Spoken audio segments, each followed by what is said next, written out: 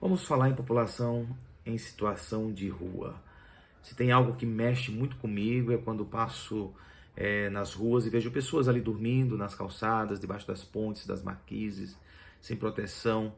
Realmente me vem um misto de emoções, de sentimentos e de desejo de fazer alguma coisa. E creio que a maioria das pessoas, você também não passa indiferente quando vê alguém que está jogado nas ruas.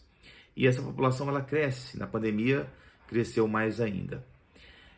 É uma situação de difícil solução, mas é necessário fazer sempre alguma coisa.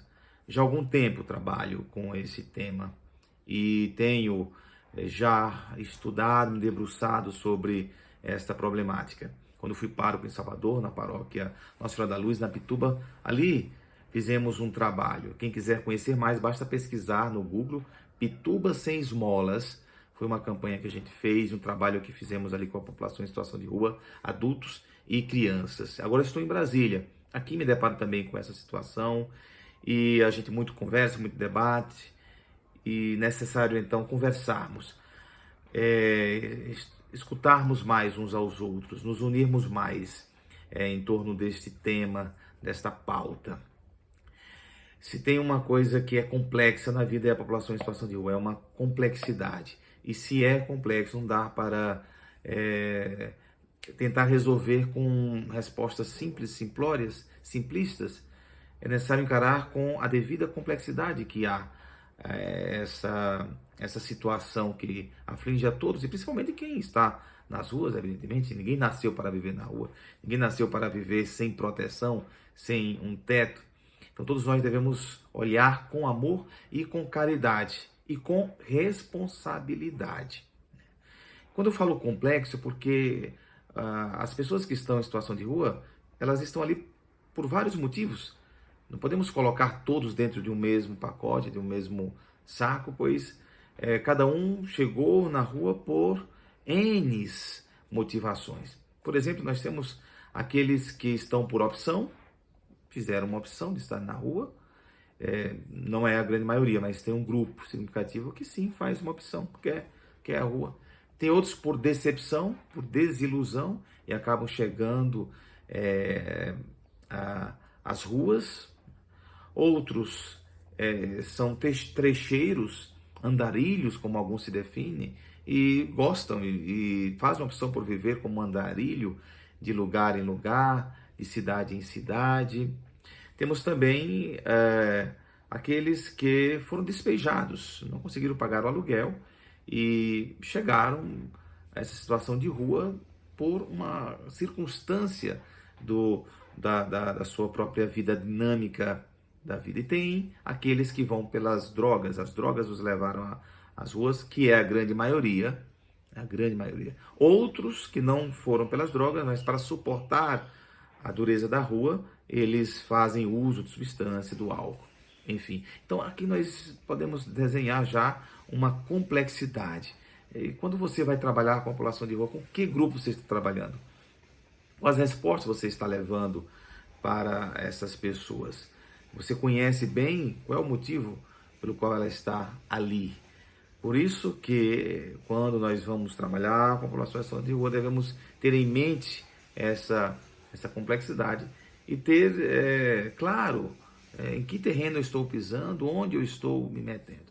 Uma coisa eu digo também, e digo assim com muita sinceridade, já com quem tem mais de 10 anos trabalhando com isso, eu não trato as pessoas em situação de rua como incapazes, ou tornando-as incapazes com minha ação, às vezes que pode levar a infantilizar as pessoas. Eu gosto de tratar todo mundo como pessoas que têm a sua dignidade, que têm a sua potencialidade. Às vezes nós temos uma aproximação de quem vem de cima, e quem está de baixo, você trata essas pessoas como pessoas infantis e a sua ação ainda infantiliza mais ainda. Então, muito cuidado quando olharmos para as pessoas em situação de rua e achar que elas são totalmente incapazes ou totalmente vítimas, né? Que seria um vitimismo, que o vitimismo ele é terrível. Todos têm também, a maioria tem sua parcela ali por estar naquela situação. Então, eu gosto de olhar assim com um olhar acurado, um olhar sério de quem convive, de quem conviveu muito tempo e convive ainda com pessoas em situação de rua. Nós temos ali, sim, pessoas que elas têm o seu entendimento. E aí, se eu trato como alguém que é totalmente incapaz, fica muito mais difícil. Eu tenho um amigo cadeirante, deficiente físico, escritor, e a gente cresceu junto, né? E ele disse uma vez para mim: Rogério, eu gosto muito de você, por isso que nossa amizade cresce cada vez mais, porque você não me trata como um pobre coitado. Você me trata como uma pessoa igual a todas as outras pessoas.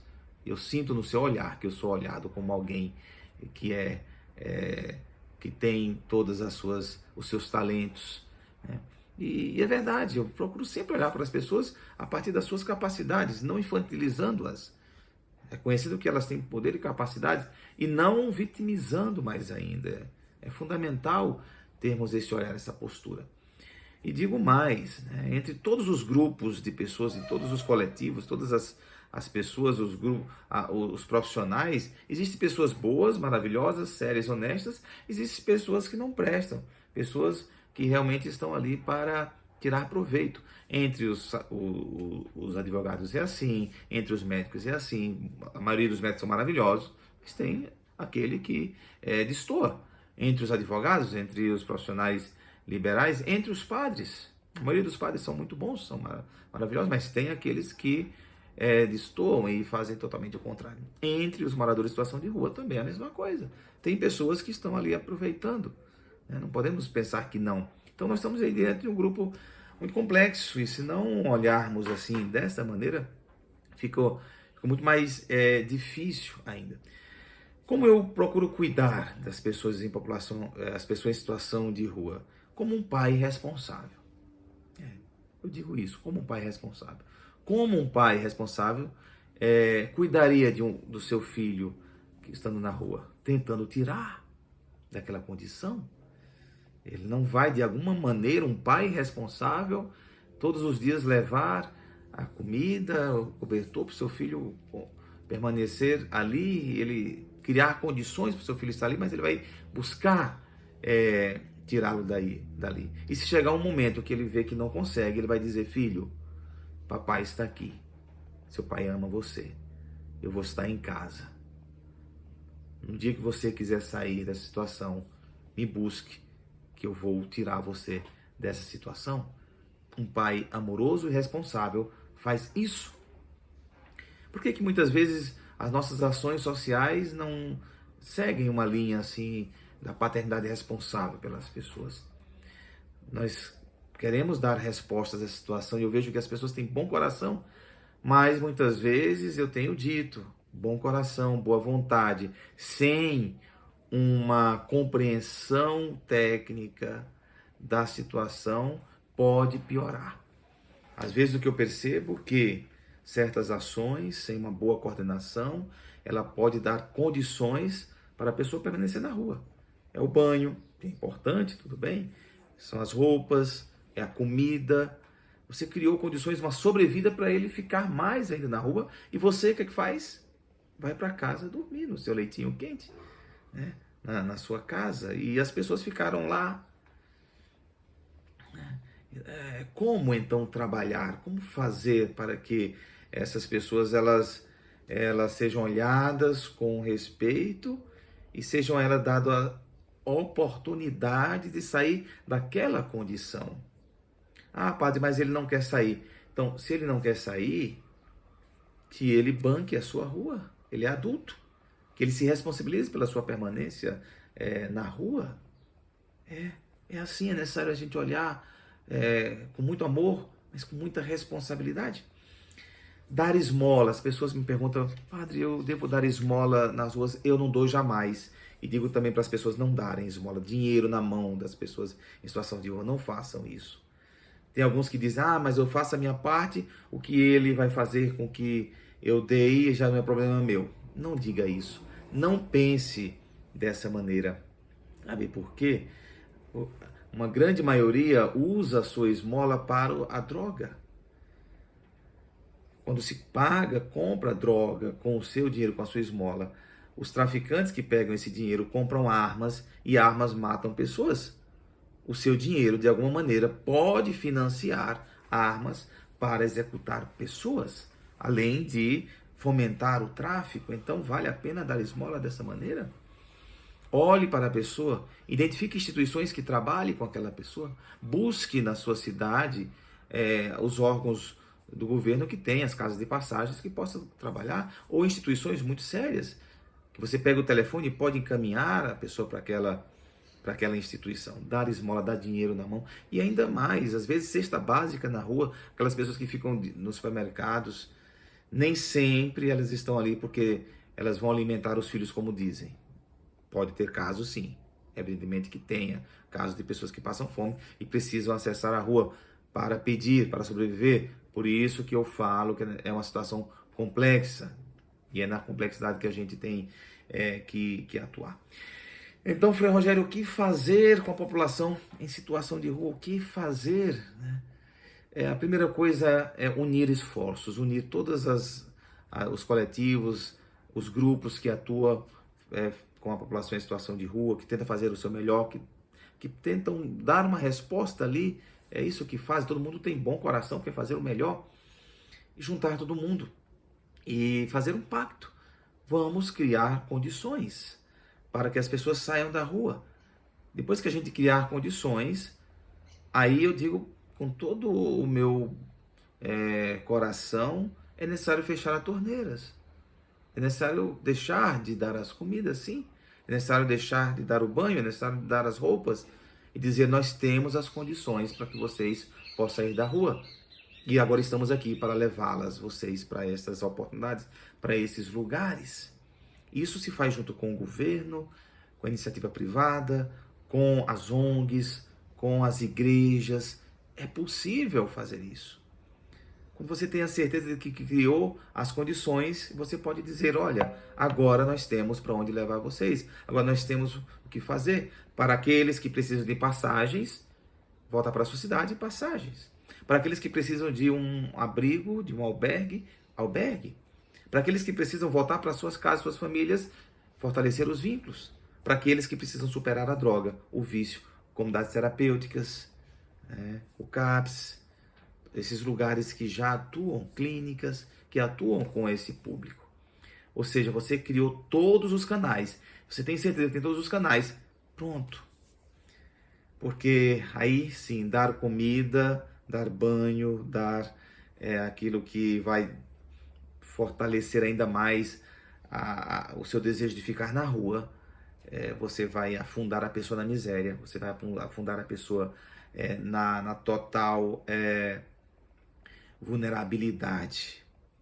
Tentando fazer o melhor, nós estamos piorando a situação. Hoje mesmo, cedinho, eu fui no mercado e um rapaz com um cobertor se aproximou pedindo alguma coisa ali, e eu já o conhecia e ele também me conhecia. Eu baixei o vidro ali do meu carro e eu disse, olha, se você quiser sair da rua dessa condição, vai na minha igreja, que você já sabe onde é. Eu vou fazer de tudo para tirar você da rua, mas dar condições para você ficar aqui, não, rua não é o seu lugar. E ele disse, eu aceito, padre, então busque. Então, é necessário ter esses critérios. Se ele é capaz o suficiente, se ele foi capaz, teve coragem de ir para a situação de rua e ali permanece, que é um lugar totalmente hostil, desafiante estar ali, ele vai ter condições também de buscar outra coisa. Eu falo isso de experiência própria. Nós fizemos isso que eu estou dizendo para vocês na Pituba, no bairro da Pituba, na Praça Nossa Senhora da Luz. E você pode pesquisar Pituba Sem Esmolas e vai ali encontrar um pouco do nosso trabalho. Foi um projeto piloto, claro, mas deu certo. Quando eles viram que não dava para ficar ali, porque eles não teriam mais a esmola, não teriam mais aquelas vantagens, então eles começaram a procurar a gente. E eu criei com recursos próprios, né, como pároco, o aluguel social, parceria com comunidades terapêuticas, abrimos uma república para acolher moradores em situação de rua, tínhamos outros parceiros, o governo, a prefeitura eram nossos parceiros também. Então nós tínhamos portas para as pessoas. Nós tínhamos os caminhos. Por que ainda continuar dando comida? Por que ainda continuar dando coisas ali na rua? Porque existe também um vício, a rua se torna um vício. Quem trabalha, quem está ali percebe, é um vício. Às vezes você coloca a pessoa numa cama, né, na comunidade terapêutica, daqui a pouco ele está dormindo no chão. Ele acostumou tanto a dormir no chão, que ele deixa a cama do lado e dorme no chão. Parece algo absurdo para nós, mas eu digo para vocês, até com a rua, o chão duro da calçada se acostuma. É algo assim, impressionante. Claro que o mais difícil é como lidar com aqueles que usam drogas, com usuários de drogas. É uma situação que ele está tão já adoecido com o vício que traz assim realmente muita compaixão, porque é uma doença. A gente trabalha também com os dependentes químicos, é uma doença, não é fácil, é difícil, mas é necessário. Eu cheguei à conclusão que eu não banco a rua das pessoas, mas aqueles que querem, eu vou até o fim para tirá-los daquela situação, agindo como um pai responsável. Como eu disse no começo, é uma situação que mexe comigo, que me aflige, uma situação que me faz assim ter compaixão mesmo das pessoas que vivem em situação de rua. Mas eu fui chegando à conclusão que todos os métodos que nós já usamos, eles não funcionaram. Cadê as respostas realmente louváveis e positivas da maneira que a gente veio trabalhando até agora? Então é necessário buscar um meio de trabalho mais eficaz. É necessário fazer outras experiências, né, do que esse assistencialismo de dar um amparo, que eu sei, a comida, o cobertor é fundamental, mas o mais fundamental é ter um lugar, é ter uma cama, é ter a comida quentinha, estar protegido contra as intempéries da rua, contra todo tipo de violência, porque a rua é violenta também. Nós já tivemos casos assim absurdos. Gosto de olhar as pessoas como pessoas, chamá-las pelo nome e olhar no olho e dizer: nós estamos aqui e podemos caminhar juntos. Em muitas passagens, Jesus Cristo diz: levanta-te e anda. Levanta-te e anda. Eu gosto muito daquela passagem do cego de Jericó, em que ele passou a vida inteira pedindo esmolas. Pedindo esmolas. E quando Jesus Cristo passou, por incrível que pareça, ele não pediu esmola a Jesus. Ele disse: mestre, né? E Jesus Cristo pergunta: o que queres que eu faça? Que eu veja, que eu veja, que eu veja. Ele pediu o essencial, ele pediu aquilo que o tiraria daquela condição de anos de pedinte. E aí diz a palavra que ele deixou o seu manto e seguiu Jesus pelo caminho. Deixar o manto é deixar a condição de mendicância. O manto era o sinal de mendicância. Quem tinha um manto, sentado no manto, é porque estava pedindo, era o sinal. Ele deixa o manto, diz o Evangelho, e segue o caminho de Jesus. Nós podemos sim fazer o melhor pelas pessoas em situação de rua. Nós podemos dar o melhor. É necessário mapear, é necessário fazer uma boa abordagem, identificar as demandas, separar as demandas por grupos, cada um com suas demandas, quem precisa de passagem, como falei, quem precisa de aluguel social, quem precisa de um abrigo. Olhar a necessidade, uma coisa que eu digo sempre para quem trabalha comigo, que faz social comigo, eu digo, é necessário separar vontades de necessidade. A gente identifica a necessidade da pessoa. Qual é a sua necessidade? A sua necessidade é essa, é sair da rua. E o caminho é esse. Dentro dessa necessidade, a gente vai lhe ajudar. Agora, se você quer viver segundo a sua vontade, aí você busca meios para viver segundo a sua vontade. É óbvio que as pessoas são adultas, devemos tratar as pessoas como adultas. Se devemos tratar as pessoas como adultas, então ele vai buscar também os seus meios para ficar na condição de rua, porque inclusive tem aqueles que defendem o direito de ir e vir. Para eles, tudo bem, está na lei o direito de ir e vir, mas não com o meu dinheiro. Ele vai exercer o direito de ir e vir morando nas ruas, né? Eu gosto dessas coisas muito claras. Não é falta de amor, pelo contrário, eu sou alguém que fico inquieto com essa situação, mas é olhar de forma assim mais adulta para a situação. Nós temos uma tendência de encher as pessoas mais simples, mais vulneráveis, encher de direitos, mas os deveres a gente vai esquecendo. Todos, do menor ao maior, têm direitos e deveres. E nós devemos criar condições para as pessoas mais vulneráveis elas saírem daquela situação. Nós temos por obrigação, o Estado tem por obrigação, o governo tem por obrigação dar as condições para a pessoa sair, juntamente conosco, sociedade civil, fazemos parte do Estado também, de acolher, amparar as pessoas mais vulneráveis, amparar e dar condições, dar um empurrão. Existe também um outro grupo que eu acabei não falando, que são aqueles que têm problemas mentais, que estão nas ruas. Aí sim é uma situação ainda muito mais deplorável. A situação mental ela requer um cuidado ainda maior, requer lugar especializados. E é preciso sim que façamos pressão para que o Estado crie esses ambientes, esses lugares para o tratamento, dignos, com toda aquilo que é necessário de forma de profissionais para oferecer o melhor para os doentes, os doentes, os enfermos e aqueles que têm algum tipo de deficiência mental, que são os que mais sofrem mesmo em situação, quando estão em situação de rua. Eu queria deixar um pouco essa reflexão, dizendo mais uma vez que sempre tive compromisso com os mais pobres. Acolhemos pessoas com dependência química, acolhemos pessoas em situação de rua.